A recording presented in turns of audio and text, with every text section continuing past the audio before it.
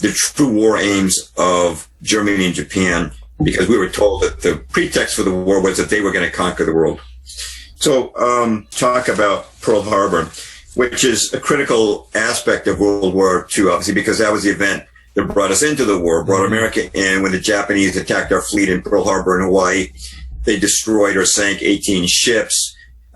Thousands of Americans were dead. And then, of course, we declared war after that. So what we need to know is, why did the Japanese attack it? Mm-hmm. And number two, what the heck was the fleet doing there in the first place? And we're going to find there are interesting reasons for that. Yep. Let's start by addressing the question of why did the Japanese attack Pearl Harbor in the first place? Most Americans couldn't answer that. And the reason is this. In the 1930s, Japan moved their troops into China.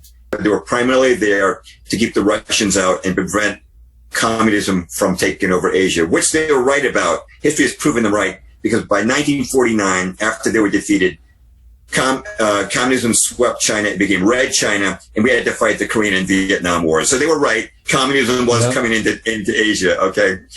And it killed tens of millions of people thereafter, just like it did in Russia. Yes. When Mao took over, tens of millions of his own people starved to death. Oh, but continue. That's right. Even the Black Book of Communism, which is published by Harvard University, which is very liberal, puts the number of people killed by the communists at 100 million, and not many put it well above that figure. Wow.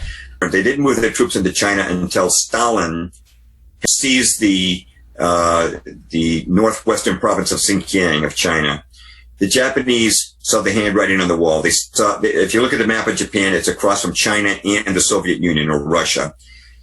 Russia had now become communist, and the communists were quickly moving into Asia. And they realized that if both China and Russia were communists, that they would be isolated and destroyed. So why did the Japanese attack Pearl Harbor? Well, and I'll get into the reasons for it, but the United States, combining with the Dutch and the British, put an all-out trade embargo on Japan. It was about August the 1st, 1941.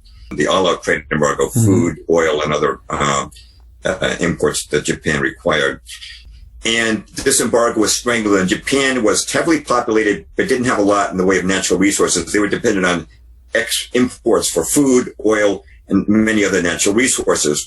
The trade embargo was strangling them, and they were negotiating with us in earnest. Would you please lift this trade embargo? And we said no. The pretext for the trade embargo given the American public was Japan's aggression, which I've just explained. They were in there to fight a communist aggression. Okay, this is a quote from How the Far East Was Lost by Professor Anthony Kubik, who was chairman of the history department at the University of Dallas. Quote, "It was apparent to Japanese statesmen communism would spread through all of North China and seriously threaten the security of Japan.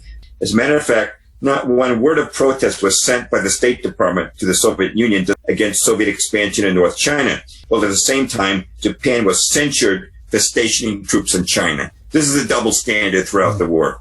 Stalin, no problem. He can invade. There's no problem with that. Okay, so the Japanese looked at this ultimatum. They said, okay, you've given us a choice. We can die by starvation from this trade embargo, or we can die from communism taking over China. You're going to have a death threat either way. It's a catch-22. And this is when they decided to attack Pearl Harbor. This is the reason for the attack. We gave them a death sentence that there was no escape clause from, and that's the reason. And the trade embargo, you can't prosecute a war without oil. You can't make tanks run or ships. So the only way they could get oil was by striking to the south of the Dutch East Indies. First, I want to answer the question of why was a fleet in Pearl Harbor? I'm sure no American could answer that today for the most part. Normally, our fleet was kept in San Diego and the West Coast. And in 1940, President Roosevelt gave an order that the fleet was to be based indefinitely at Pearl Harbor in Hawaii. Now, when the fleet commander, Admiral J.O. Richardson, heard this, he flew into a rage, and he flew to Washington to meet with the president. This is October the 8th, 1940. He met with President Roosevelt, and he said, "Mr. President, there are many terrible reasons, why we should not put the fleet in Pearl Harbor." Okay, number one, Pearl Harbor is in the middle of the ocean. Hawaii is in the middle of the ocean. It can be surprise attacked from 360 degrees. But if you leave the fleet in its normal berthing on the west coast, you can't surprise attack it. The fleet would have to be resupplied over 2,000 miles of Pacific. Very hard to do. You want to bring in oil or new personnel. It's 2,000 miles. The population of Hawaii was 37% ethnically Japanese, which means since our relations with Japan are tense right now, we're setting ourselves up for sabotage and espionage. Why would you want to do that, Mr. President?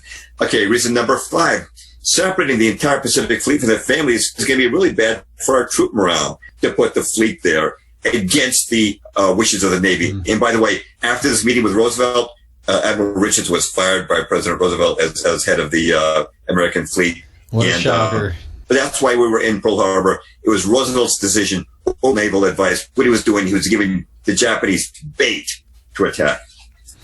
Yeah, it's like what a bully would do. You know, you keep smacking someone around, you put them in a corner, and then you stick the bait out, like you said, because all you're doing is waiting for them to make the first punch, and then you declare them the great evil because they punched you first. Yet we don't talk about the backing in the corner endlessly. There, it's like you said. There was, what choice did Japan have at the end of the day?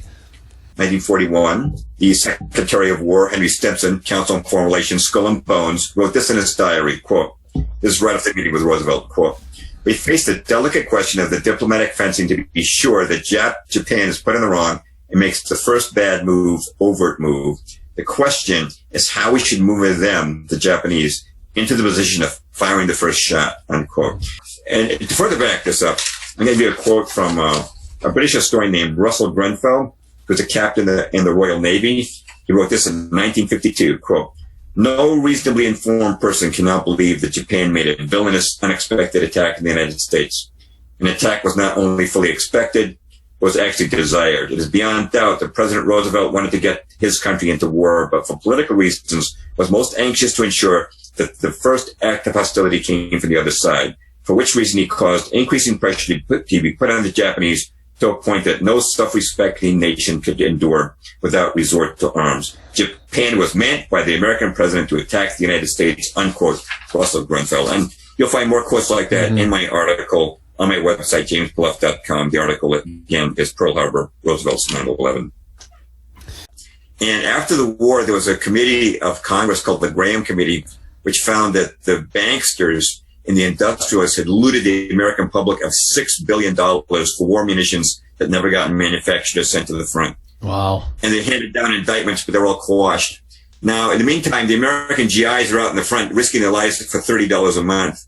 I should probably just mention, since we're in the context of World War II, I am half Jewish. You know, the Perloff family was named Perloffsky originally, and we came over from Russia in 1904. So nice. There you go. You know, that's kind of a knee-jerk accusation that people sometimes make if you criticize World War II.